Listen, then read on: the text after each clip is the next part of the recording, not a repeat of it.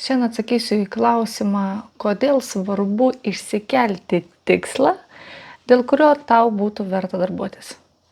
Kitaip sakant, kodėl pernelik abstraktus tikslas dažniausiai atneša pernelik abstrakčius rezultatus, o jų dažniausiai nenori niekas. Tikslas yra nuspėjami, numanomi, trokštami rezultatai, kurie suteikia prasmę mūsų veiksmams, kuriuos darom, kai siekiam to tikslo. Jei tikslas yra pernelik abstraktus, pavyzdžiui, noriu jaustis geriau, noriu atrodyti gražiau, noriu miegoti saldžiau, noriu sportuoti labiau.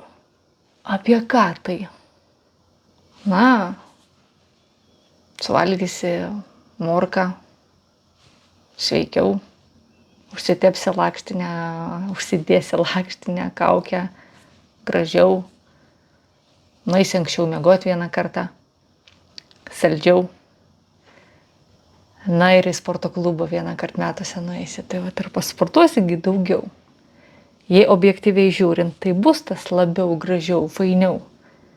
Bet ar iš tikrųjų tai yra tas rezultatas, tas tikslas, kurio siekiam?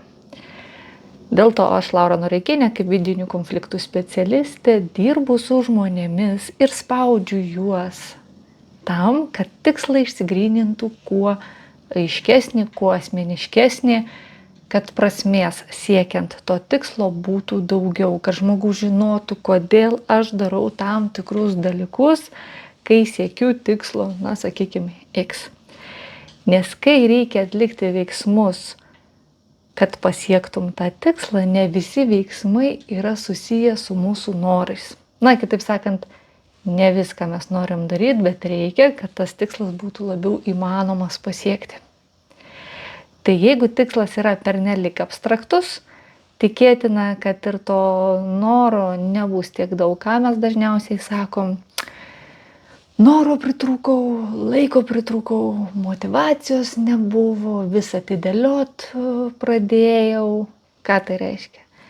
Kad veiksmuose, kuriuos turėjom atlikti, mes nematėm prasmės. O kodėl nematėm prasmės? Dėl to, kad tikslas buvo pernelik abstraktus. Dar kartą grįžtam prie pavyzdžio. Noriu sulieknėti. Klausimas. Nori sulieknėti, nes nori atrodyti lieknesnė prieš kitus. Nori geriau jaustis, lygindamasi su kitais, nori įlysti į kažkokią seną suknelę ar į aptemptus džinsus ar siaurus džinsus ar madingus džinsus, į kuriuos šiuo metu įlysti negali. Ar sportuoti nori tam, kad sustangrėtum, sustiprėtum, jei turi vaikų, su jais galėtum žaisti, kopti, lipti, galbūt į žygį kažkokį išeiti, galbūt į 5 aukštą be pastangų ar didelių vargų užlipti. Kas yra tavo tikslas? Atrodyt gražiau ar jaustis tvirčiau? Nes ir vienas ir kitas gali būti pasiekiamas, sakykime, per tam tikrą mitybą ir, sakykime, sportą.